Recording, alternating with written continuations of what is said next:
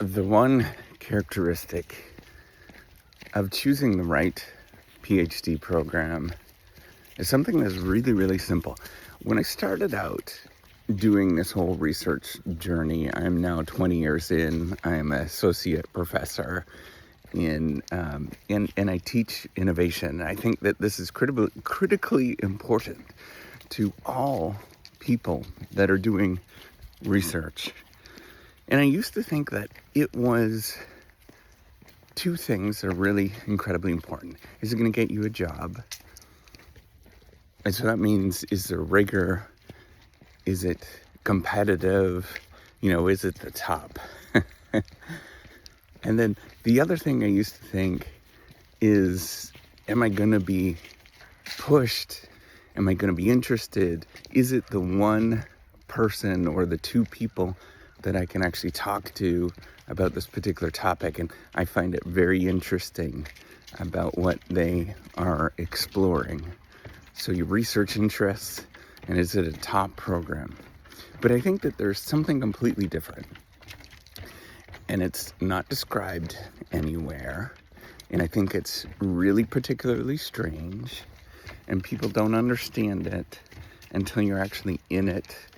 And then you will thank me for actually talking about this.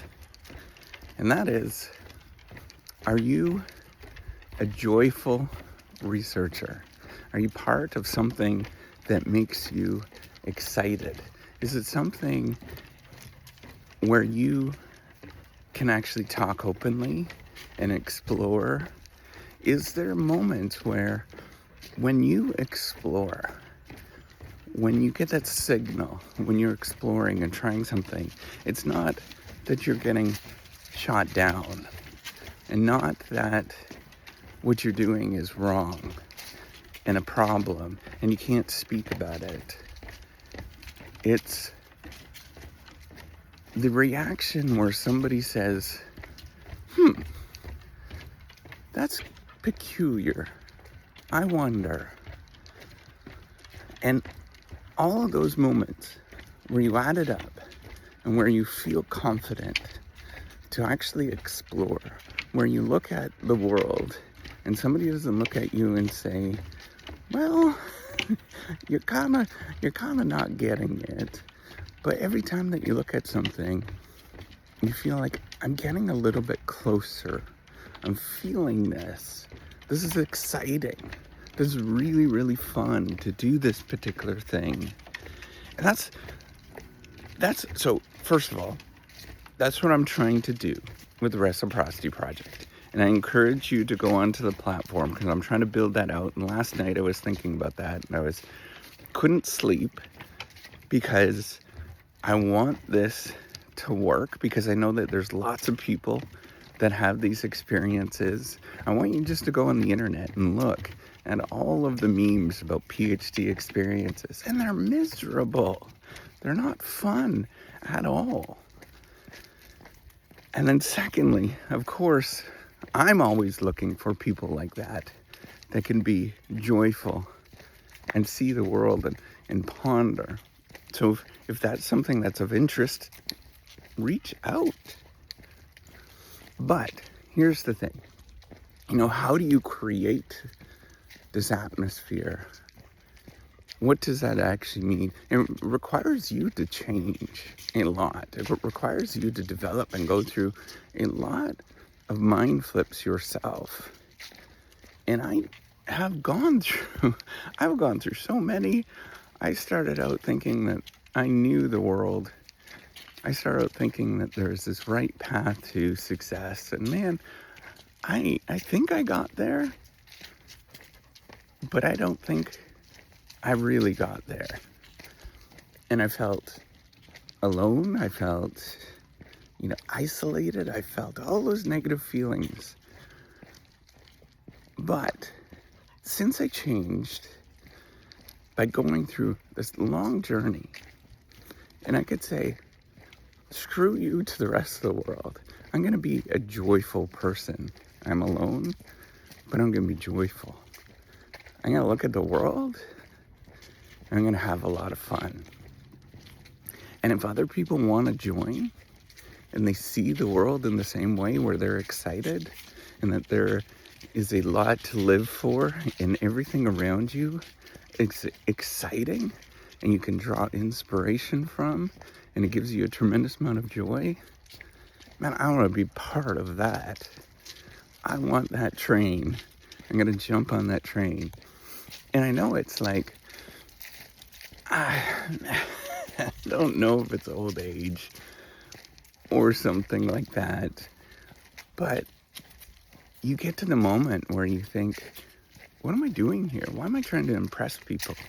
Why am I trying to do all of this kind of stuff when I simply have to just look at the world a little bit differently, realize that I'm okay to be alone, and I can walk forward, and it's exciting to walk forward, and other people want to join and look at serious problems and have fun while they're looking at serious problems, and laugh and have a tremendous amount of joy and be inspired.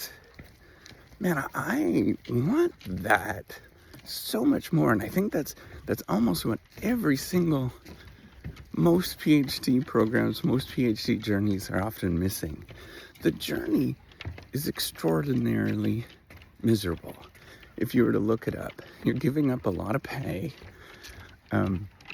You're doing something that other people don't do. It's all up to you. There's a tremendous amount of autonomy. Most people can't do it because the workload seems to be a lot.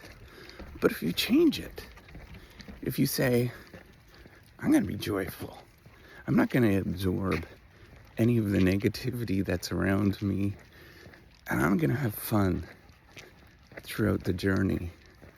And I'm going to do something that nobody else has done, and I'm going to be proud of that because I'm a courageous person.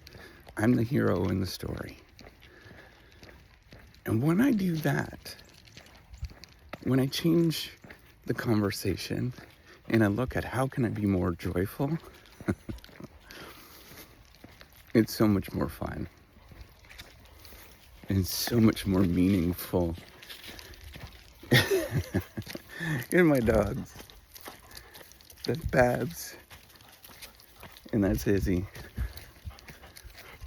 And any moment where I feel like I'm screwing up or it doesn't work or anything like that, it doesn't matter anymore because I'm part of something that is bigger.